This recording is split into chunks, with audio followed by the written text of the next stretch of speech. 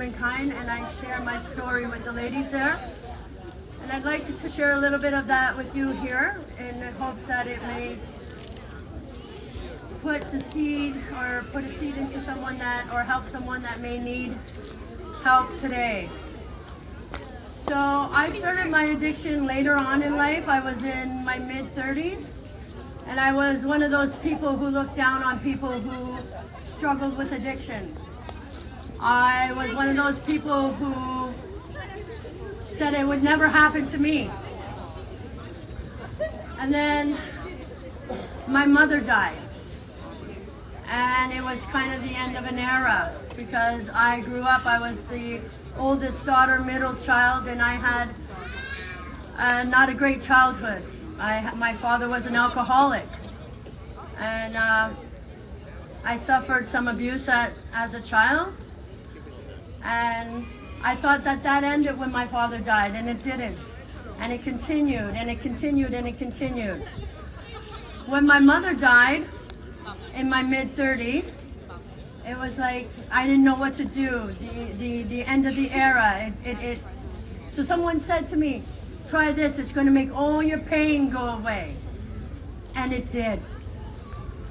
And that drug became my friend. I forgot about my family. They all went on the back burner, and the drug became the first thing and the only thing that I wanted because it numbed all my pain. And I thought it made all my troubles go away. But it didn't. It gave me nothing. It took everything from me and gave me nothing. I didn't care much about losing material things. That didn't matter to me. Material things never meant much to me. But when I started losing the people that mattered, that's what mattered the most. When I hid my addiction from my family.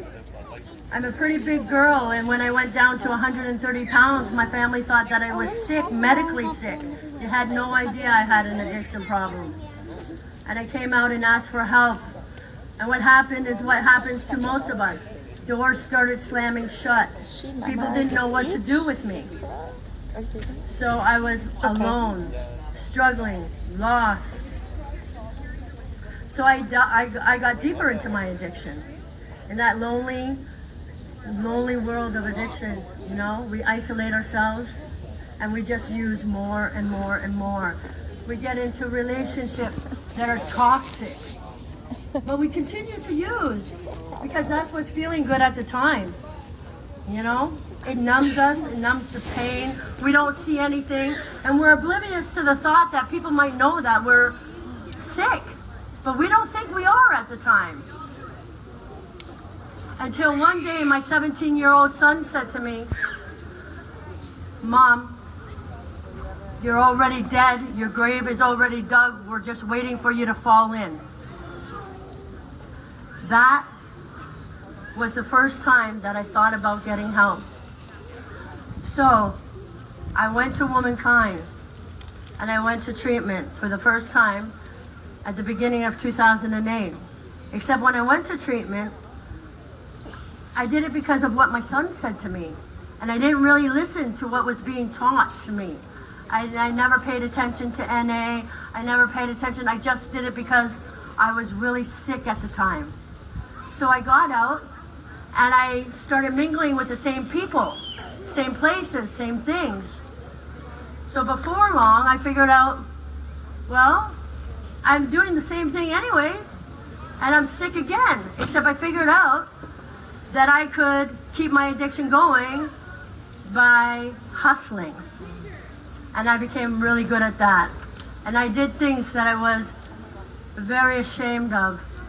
I didn't care if you were a mother that had to put milk in your baby's mouth. I didn't care. I needed that paper. I needed that money. I needed to keep my addiction going. It didn't matter to me. Until my son is a grown man, nobody could take him away from me but him.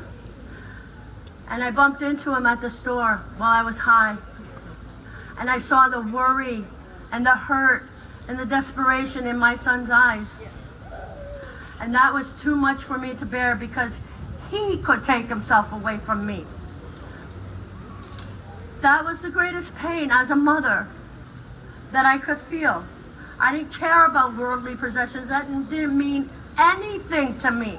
What mattered to me was my only child was leaving me. And it was him leaving me. It wasn't anybody taking him away from me, but him. So I decided 2 years ago to go back to womankind. And this time, I paid attention. And I saw somebody, when they came into the NA meetings, I saw someone that I knew from the outside, that I knew from the streets, that was clean, that I couldn't believe was clean. I never would have believed in a million years that this person could get clean. So I paid attention.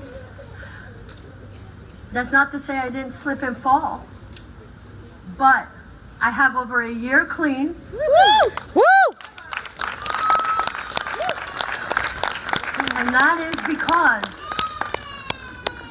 I decided to listen. I didn't want to die. I've seen my friends die. We've all seen, it came knocking on my front door.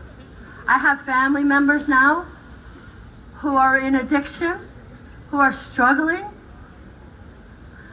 My son and I now have a beautiful relationship that I never ever would have believed possible.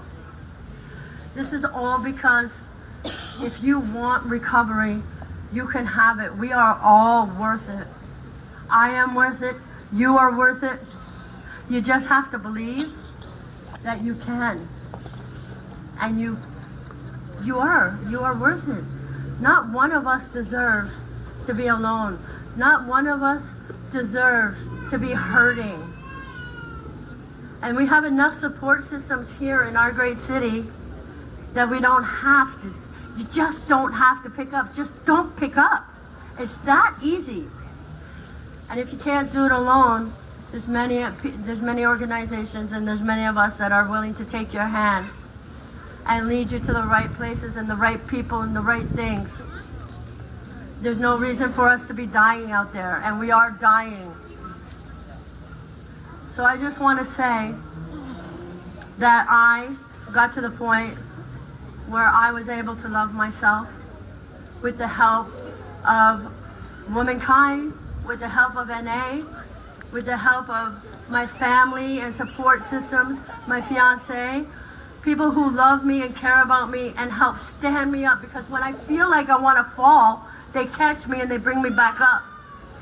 And that's what's supposed to happen. We don't squash people when they're feeling down. We pick them up. And with that, I'm going to wish everyone a happy 24.